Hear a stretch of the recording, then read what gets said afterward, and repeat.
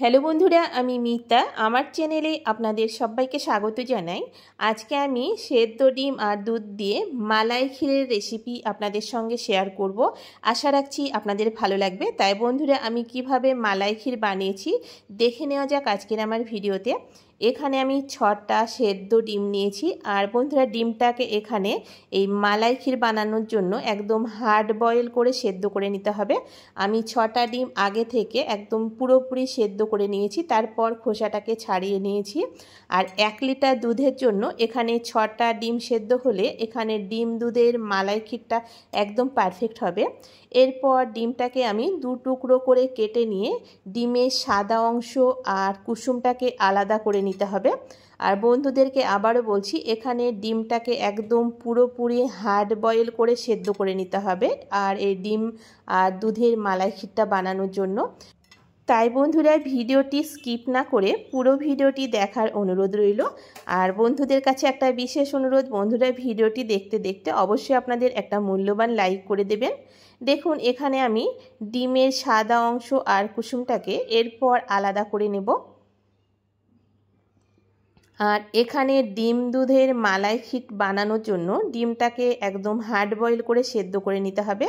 আগামীকাল যেহেতু ভাইফোঁটা আছে, তাই ভাইদেরকে আপনারা এইভাবে একবার ডিম দুধের মালাই ক্ষীরটা বানিয়ে দিন, দেখবেন ভাই দাদারা খেয়ে খুব খুশি হবে। শুধু ভাইফোঁটা নয়, যে কোনো অনুষ্ঠানে একদম কম সময়ের মধ্যে এই মালাই ক্ষীরটা বানানো যায়। দেখুন, এখানে ডিমের কুসুম আর সাদা অংশ আলাদা করে নিলাম। এরপর এখানে ডিমের যে সাদা অংশটা আছে সেটাকে আমি একটা আলাদা জায়গাতে তুলে নিচ্ছি। আর এখানে ডিমের সাদা অংশটাকে একটা পটাটো ম্যাশার দিয়ে এখানে ম্যাশ করে নেব। আর এখানে পটাটো ম্যাশার দিয়ে ম্যাশ করে নিলে একটু ডিমের সাদা অংশগুলো দানা দানা হয়ে থাকবে, তাহলে মালাই ক্ষীরটা খেতে ভালো লাগবে। আর এইভাবে ম্যাশ করে নেবেন, সেক্ষেত্রে খুব ভালো হবে। দেখুন, একটু দানা দানা হয়ে আছে, দেখে বুঝতে পারছেন এখানে অতিরিক্ত গুঁড়ো করা যাবে না, এইভাবে হালকা দানা দানা হয়ে থাকবে। ঠিক সেইভাবে ডিমের সাদা অংশটা দেখুন ম্যাশ করে নিলাম। আর এইভাবে ম্যাশ করে নিলে মালাই ক্ষীরের ডিম আর কুসুমটা একদম মিহিদানার মতো দানা দানা হয়ে থাকবে, খেতে ভালো লাগবে। এরপর ডিমের কুসুমটাকে একটা ছাকনাতে রেখে এইভাবে একটা কাঁটা চামচ দিয়ে ম্যাশ করে নেব। আর এইভাবে কাঁটা চামচ দিয়ে যদি ছাকনার ওপরে ম্যাশ করে নেওয়া যায়, সেক্ষেত্রে এখানে ডিমের কুসুম একদম মিহিদানার মতো দানা দানা হয়ে থাকবে আর প্রত্যেকটা দানা সমান হয়ে থাকবে। তাই এইভাবে ছাকনাতে করে ম্যাশ করে নেবেন, তাহলে মিহিদানার মতো লাগবে। আর যদি কাঁটা চামচ দিয়ে ম্যাশ করে নেন, সেক্ষেত্রে কোনো অংশটা দানা একটু মোটা আবার কোনোটা ছোট হয়ে থাকবে। তাই এইভাবে ছাকনাতে করে ডিমের কুসুম সাদা অংশ আমি আলাদা করে নিলাম। আর দেখুন, ঠিক এইভাবে মিহিদানার মতো লাগছে, দেখে বুঝতে পারছেন। আর এখানে মালাই ক্ষীর বানানোর জন্য এখানে আমি 1 লিটার দুধ নিয়েছি। আর দুধটাকে আমি আগে থেকে জাল করে নিয়ে উষ্ণ গরম করে রেখেছি। দেখুন, এখানে দুধ পুরোপুরি গরম নয়, হালকা গরম আছে। ঠিক সেই সময় এখানে আমি 100 গ্রাম মিল্ক পাউডার দিলাম। আর মিল্ক পাউডার দেবার জন্য এই মালাই ক্ষীরটা খেতে ভীষণই ভালো লাগবে। আর এখানে মিল্ক পাউডার দেবার সময় দুধটাকে হালকা গরম অবস্থায় দেবেন, তাহলে মিল্ক পাউডারটা দুধের সঙ্গে খুব ভালোভাবে মিশে যাবে, দলা পেকে যাবে না।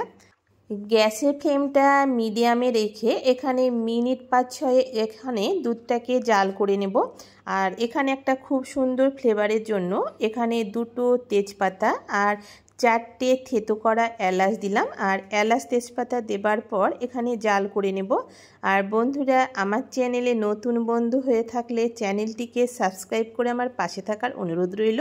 আর যে সকল বন্ধুরা আমাকে এতদিন ধরে আমাকে ভালোবাসা দিয়ে পাশে আছেন, সে সকল বন্ধুদের আমার তরফ থেকে অনেক অনেক ভালোবাসা থাকলো। তাই বন্ধুরা, আসছে ভাইফোঁটা উপলক্ষে আপনারা এইভাবে দুধ আর ডিম দিয়ে মালাই ক্ষীর একবার হলেও বানিয়ে দেখুন, খেতে ভীষণই ভালো লাগবে। আর এই ডিম আর দুধের মালাই ক্ষীরটা এতটাই খেতে ভালো লাগে, যে সকল বাচ্চারা দুধ আর ডিম খেতে পছন্দ করেন না, এইভাবে মালাই ক্ষীর বানিয়ে দেবেন, খুব মজা করে খেয়ে নেবে। দেখুন, এখানে মিনিট 6-7 এখানে মিল্ক পাউডার দেবার পর জাল করে নিয়েছি। এরপর এখানে আমি কনডেন্স মিল্ক দিলাম। আর মালাই ক্ষীর বানানোর জন্য এখানে কনডেন্স মিল্কটা দেবেন, তাহলে এখানে মালাই ক্ষীরটা খেতে খুব ভালো লাগবে।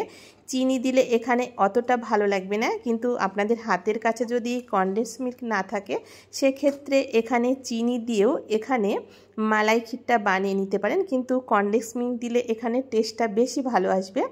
কনডেন্স মিল্ক দেবার পর এখানে মিনিট 5-6 জাল করে নিয়েছি। এরপর এখানে আমি ডিমের সাদা অংশটা দিলাম। আর সাদা অংশটা দেবার পর এখানে মিনিট 2-3 এখানে দুধের সঙ্গে জাল করে নেব। আর এই কনডেন্স মিল্কের ভিডিও আমার আগে থেকে ছাড়া আছে বন্ধুরা, আমি ডেসক্রিপশন বক্সে কনডেন্স মিল্ক বানানোর লিংক দিয়ে দেব। আপনারা চাইলে এখানে কনডেন্স মিল্ক কীভাবে বাড়িতে খুব সহজে বানানো যায় সেই ভিডিওতে গিয়ে আপনারা দেখে নিতে পারেন। ডিমের সাদা অংশ দেবার পর এখানে মিনিট 2-3 জাল করে নেবার পর ডিমের কুসুম দিয়ে দিলাম। আর কুসুম দেবার পর এখানে গ্যাসের ফ্লেমটা আমি মিডিয়াম হিটে রেখে এখানে আরেকটু ঘন করে নেব। আর এইভাবে ডিমের কুসুম দেবার পর এখানে ডিম দুধের মালাই ক্ষীরটা খেতে খুবই ভালো লাগবে। আর দেখুন এখানে ডিমের সাদা অংশ আর কুসুম খুব সুন্দরভাবে দানা দানা হয়ে থাকবে। এখানে আমি গ্যাসের ফ্লেমটা লো রেখে আর একটু জাল করে নিয়ে ঘন করে নেব। এদিকে আমি আর একটা ওভেনে এখানে আমি লো হিটে রেখে দিলাম ঘন করবার জন্য। আর এখানে মালাই ক্ষীরের তড়কা দেবার জন্য একটা তড়কা প্যানে 2 চামচ ঘি দিলাম। আর ঘি দেবার জন্য এখানে দুধ ডিমের মালাই ক্ষীরটা খুবই ভালো লাগবে।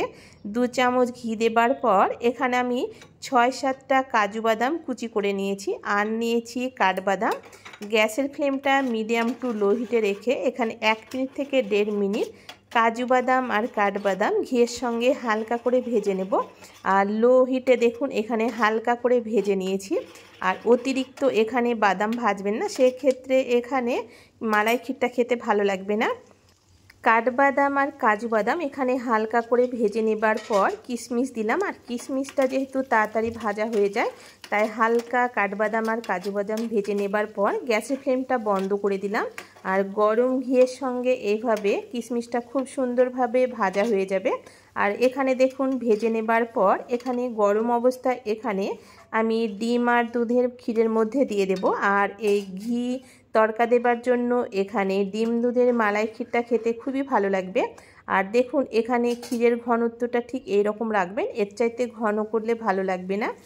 ভেজে রাখা এখানে ড্রাই ফ্রুট দেবার পর এখানে আমি 2 থেকে 3 মিনিট এখানে জাল করে নেব, তাহলে এখানে ডিম দুধের মালাই ক্ষীর সম্পূর্ণভাবে তৈরি হয়ে যাবে। আর এখানে মালাই ক্ষীরের ঘনত্বটা আপনাদেরকে দেখাচ্ছি, দেখুন ঠিক এইরকম রাখবেন, এর চাইতে পাতলা বা ঘন রাখলে খেতে ভালো লাগবে না। এটা ঠান্ডা হবার পর আর একটু ঘন হয়ে যাবে। দেখুন বন্ধুরা এখানে আমার দুধ আর ডিমের মালাই ক্ষীর সম্পূর্ণ তৈরি হয়ে গেছে। গ্যাসের ফ্লেমটা অফ করে দিয়ে এরপর পরিবেশন করব। আশা করি আমার আজকে ডিম দুধের মালাই ক্ষীর আপনাদের ভালো লেগেছে। ভালো লাগলে বন্ধুরা একবার হলেও আমার মতো করে বাড়িতে বানিয়ে দেখুন, ভীষণই ভালো লাগে খেতে। আর বন্ধুরা আমার আজকের এই দুধ ডিমের মালাই ক্ষীর কেমন হয়েছিল অবশ্যই কমেন্ট করে জানাবেন। আজকের মতো এই পর্যন্ত, দেখা হচ্ছে পরবর্তী রেসিপিতে।